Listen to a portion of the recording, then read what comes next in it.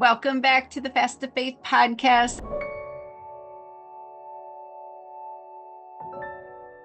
If you're noticing more hair in your brush, thinning at your temples, or a widening part, you're not alone. Millions of women experience hair loss during menopause. But the good news, you don't have to accept it. Today we're diving into what's really causing it and how to fix it. What exactly happens to women's hormones during menopause that leads to hair thinning? There's a couple things going on. First and foremost, when we have a drop in estrogen, it affects our entire body and it affects our hair. So you start to see hair thinning. Estrogen is responsible for growth throughout our body. It's a growth hormone, so it helps our hair grow. It helps our skin grow. There are so many things that estrogen is responsible for. And when we see that estrogen decline, women's hair starts to thin. But here's another piece. Testosterone. You might not know it, but as a woman, you make testosterone. Testosterone is our get stuff done hormone. It gives us drive and motivation, not just sex drive, but drive for life. And when we start to see thinning around our temples, especially like male pattern baldness, a receding hairline, that could indicate that you have a testosterone issue. And here's the kicker. It might not even be that your testosterone is too low. It might be how you're metabolizing your testosterone. So the majority of the time, hair loss can be reversed. It doesn't have to be permanent. It depends on the reason for the hair loss. And I will tell you, it is more than hormones. Sometimes it's inflammation in our body. Sometimes our body is so inflamed that the hair follicle releases the hair and that causes it to fall out. So you want to figure out the reason for your hair loss, but so often it is reversible.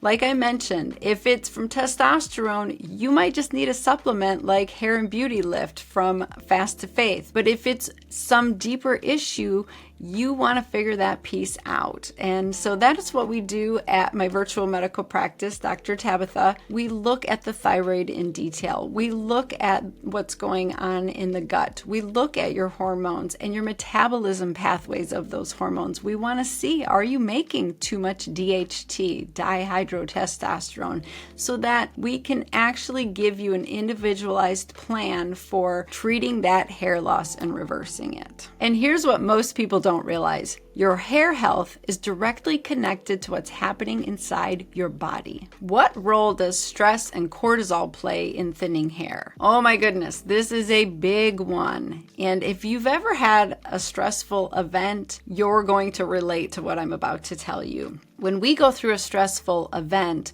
we don't typically lose hair during the event. It's usually a couple months later. We see this when women have babies. They lose hair 2 to 3 months after they deliver their baby. So what is happening? The hair has a life cycle and it consists of 3 phases. There's the anagen phase, which is active growth of the hair.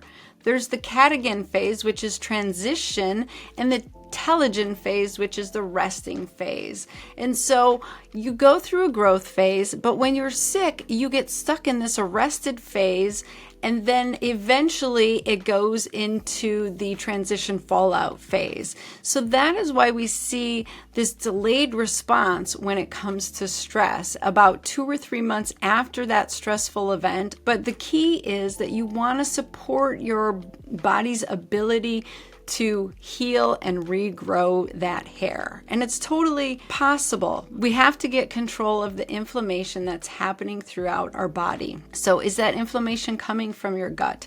Is it coming from an illness? Is it coming from a traumatic event that you're no longer dealing with? And if it's an ongoing stressful situation, how can we manage that stress so that it stops causing all of this hair loss? So whatever the reason, we can get control of it and we can regrow your hair. I'm living proof. This is all my real hair. I grew my hair back and it's healthier than ever, but I had to do a few things. One of the biggest things that I did to get my hair healthy again was I focused on my gut health. I did a stool test and I healed my gut. I had some microbiome issues, meaning I had the wrong bacteria living in my gut, and my immune system was overactive. It was attacking everything because it was trying to protect me, but it was confused, and I had to get it to calm down and respond in a more protective way. So that was part of it as well. And then I had some major nutrient deficiencies from being sick, from having chronic gut issues. And so I had to replenish those nutrients and really support my overall health. Those were game changers. So now that we understand why hair loss happens, let's get into the solutions. What can you do to start seeing real hair regrowth? If you're ready to take control of your hair health and get results, I've put together a step-by-step guide along with our Fast to Faith supplement just for you. Click the link in the description to get started today. Let's talk about one of the most common reasons for hair loss in women, especially over 40. It's your thyroid. And this is not because your thyroid is failing you or it doesn't know how to do its job.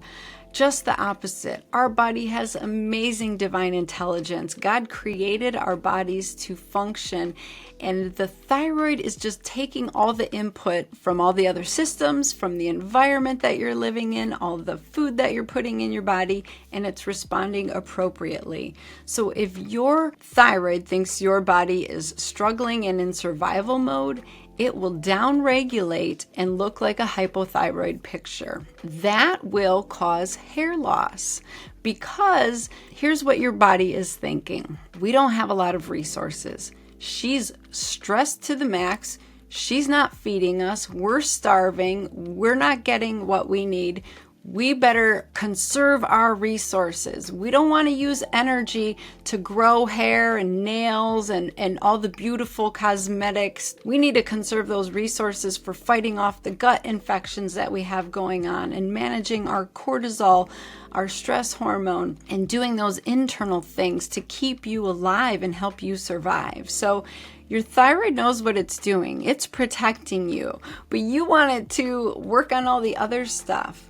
So first and foremost, work with a provider who looks at your thyroid function in detail. There's a big difference between getting your thyroid tested and getting your thyroid evaluated. A conventional doctor will do a TSH test, thyroid stimulating hormone. This isn't even a thyroid hormone. It's a brain hormone. TSH talks to your thyroid and tells your thyroid to make more or less hormone. But in standard conventional medicine, we are trained to test the TSH with a reflex to free T4 if needed. What that means is if the TSH is in the quote unquote normal range, and that range is huge and not a good optimal range, it's a keep you alive kind of range. If it's in that range, your lab won't even check a free T4 level. That's the actual thyroid hormone level. So there's a lot of people walking around being told by their doctor that their thyroid is fine when it's not fine because it hasn't been evaluated properly. So what I'm talking about is finding a functional provider like myself who will look at the 7 different thyroid labs to get a complete picture of how much thyroid hormone you are making, if you are converting it to the active form of thyroid hormone, if you're causing more reserves and conserving of resources, if you have an autoimmune attack on your thyroid, and how your brain is responding to this thyroid hormone. So a complete evaluation looks like 7 different labs: a TSH, a total and free T4, a total and free T3, a reverse T3, thyroid peroxidase antibodies, and thyroglobulin antibodies. Those are the necessary labs to actually see, are you hypothyroid, and is the thyroid a reason for your hair loss? And the cool thing is, this is reversible. This can be fixed. So you need to work with a functional provider who understands this, but I promise you, it's probably one of the biggest reasons that I see for hair loss in my virtual medical practice all the time. Let's talk about the best foods and supplements for hair regrowth. First off, the best foods are faith foods. That's what I call the food that God gave us. It's been here since the beginning of time. Animals, vegetables, and fruits, right? Those grow from the ground. They either had a mama, they came from the land or the sea, and God gave them to us to eat. Those are full of the proteins, the collagen, the fats, the nutrients, the minerals, the vitamins that we need to actually grow healthy hair. I want to mention the worst foods for hair regrowth are all the foods in the boxes and the bags. I call them frankenfoods. We made them as man. They are not healthy. They drive inflammation, and inflammation is the leading cause of hair loss. So when you are consuming too many inflammatory fats, all the seed oils, vegetable oil, canola oil, sunflower oil, those types of oils are very inflammatory and they will cause hair loss. So what I recommend is anti-inflammatory foods, natural foods that God made. It doesn't need a label in the grocery store. It's in the periphery. It's in the deli. It's in the produce aisle. It has a lifespan. It's not going to last very long. It can't stand on the shelf for 2 years. Those are the best foods that are going to actually help your hair grow and be healthy. Those foods are full of healthy omega-3 fatty acids. Those are the healthy fats that you need. They're full of different amino acids in the form of complete proteins. They are full of vitamin A, D, E, and K. Those are your fat-soluble vitamins that you need to grow your hair. They are full of minerals like zinc and magnesium and iodine and selenium and all of the micronutrients that your hair need to grow. Those are your best food options. When it comes to supplements, partly you want to know why you're having hair loss in the first place. Most of the time it is from a vitamin and mineral deficiency because we're eating the standard American diet. And even when we're eating healthy, our soil is so deficient in minerals and vitamins that we're not getting the same amount of nutrition from our vegetables that we used to get. There was one study that showed that we have 80% less magnesium in the peppers that we grow because our soil is so depleted. Wow, that's a big deal. So it's really important that we supplement these basic vitamins and minerals. That is why I absolutely love my supplement Hormone Tame Essential Multivitamin. It not only gives you all of the complete vitamin panel that you need,